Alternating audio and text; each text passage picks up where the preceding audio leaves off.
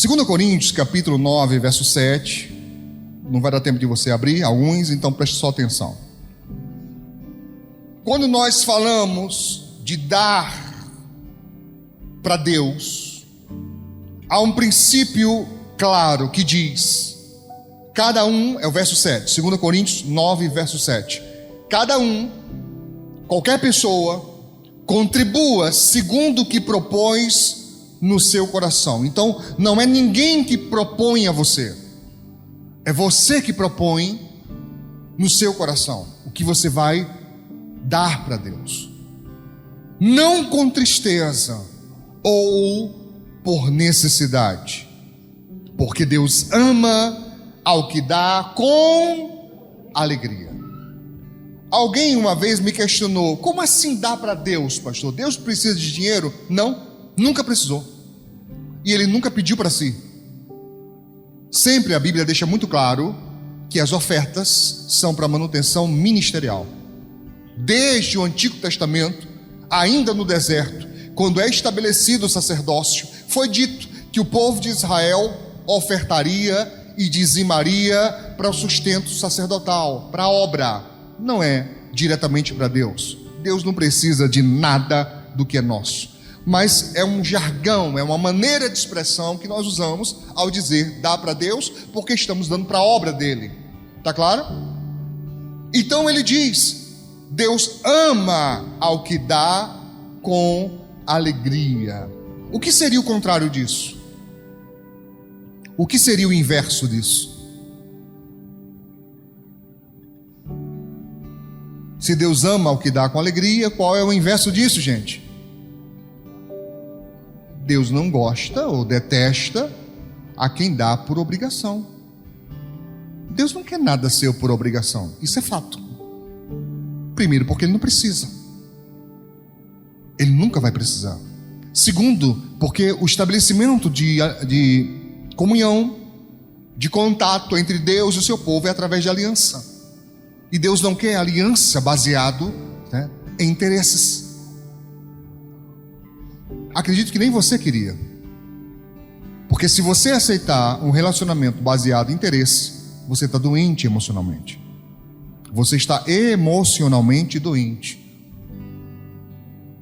E você está fulano porque fulano tem alguma coisa que eu quero.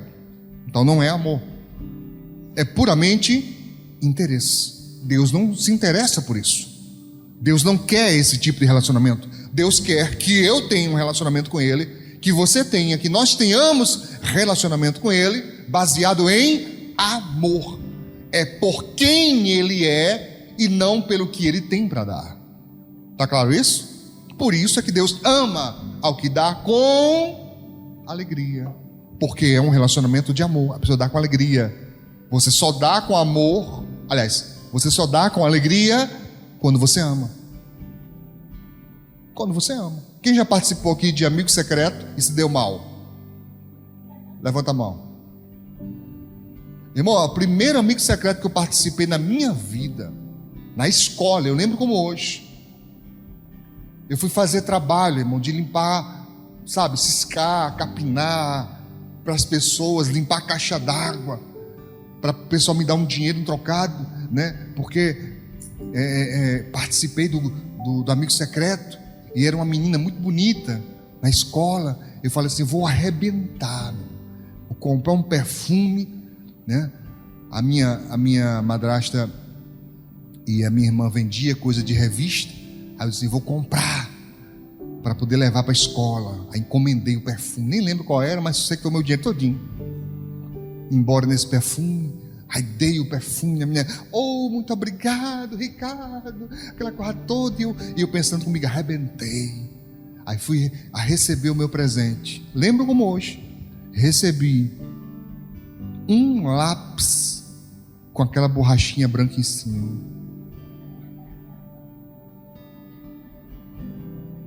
Eu fiquei com ódio.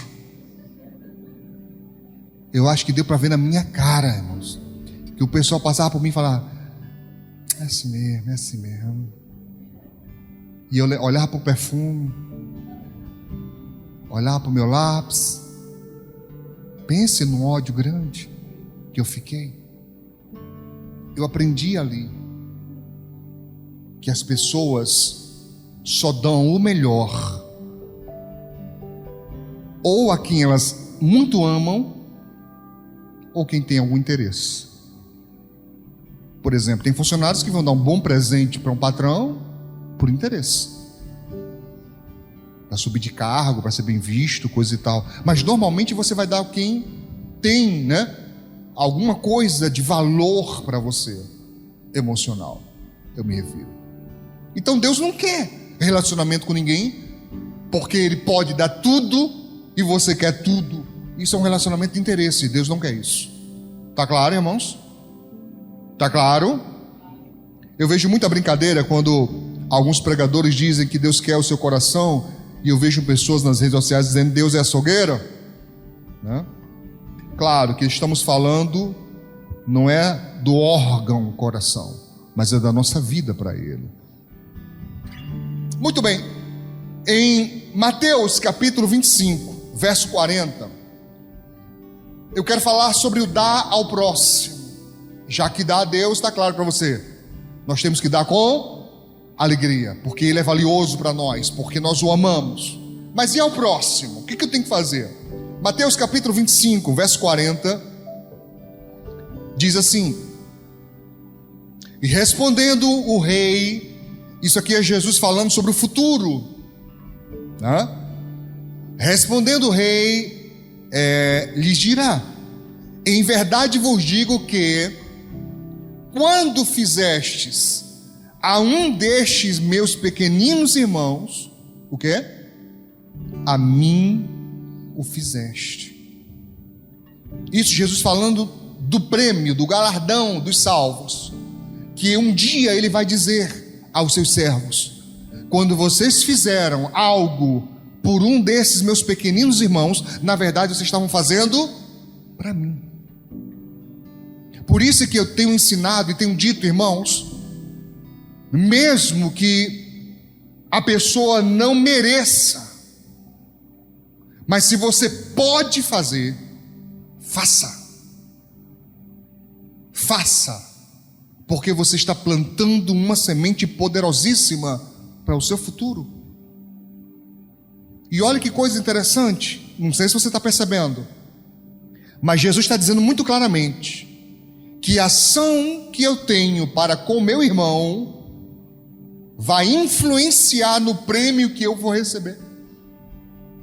Não influencia na minha salvação. Salvação é pelo sangue de Cristo, mas no galardão, no prêmio, vai influenciar. Está claro isso? Está claro isso, irmãos? Amém? Na carta de Paulo aos Gálatas, no capítulo 6 e no verso 9, diz assim: e não nos cansemos de fazer bem. De fazer o quê? Bem, porque a seu tempo, no tempo certo, no tempo determinado, Gálatas 6:9, no tempo determinado, vamos colher, vamos ceifar, se não houvermos desfalecido. Repetindo, o apóstolo ensina: não canse de fazer o bem, continue fazendo, porque no tempo certo, ou seja, no tempo da maturação, porque você não planta hoje e colhe amanhã, não é assim que funciona, irmãos. Existe um tempo do crescimento, germinação e crescimento da sua semente, e depois um tempo da maturação do fruto. Um tempo. No tempo certo, você vai colher, se não desfalecer. O que é desfalecer, pastor? Esmorecer, cansar, desistir. Porque é muito difícil. Semear na vida de algumas pessoas é muito difícil. Às vezes é até desafiador, porque a pessoa não ajuda. Às vezes a pessoa é teimosa, às vezes a pessoa é contumaz, ela, sabe, é difícil. Mas se você continua semeando, você vai colher. Amém, irmãos? Em Tiago, o apóstolo, lá pertinho do Apocalipse, capítulo 4, verso 17, ele diz, Tiago 4, 17: aquele, pois, que sabe fazer o bem e não o faz, comete pecado. Se você sabe fazer o bem e você escolhe, não estou falando da pessoa que está impedida, eu não estou falando da pessoa que tem dificuldade, que não tem condições, mas sabe fazer, tem condições de fazer, escolhe não fazer, a Bíblia diz, está cometendo um pecado. E isso, irmãos, é muito desprezado hoje em dia. Hoje em dia é muito desprezado. Existe uma onda, sabe, de egoísmo, de hedonismo. Existe uma onda de prepotência, de orgulho, muito inflado e motivado pelas redes sociais, onde as pessoas estão muito preocupadas com o seu próprio bem-estar e só com o seu. Não se preocupam nem um pouco em melhorar a vida dos outros. Sabe fazer o bem, pode fazer, mas escolhe não fazer, de propósito.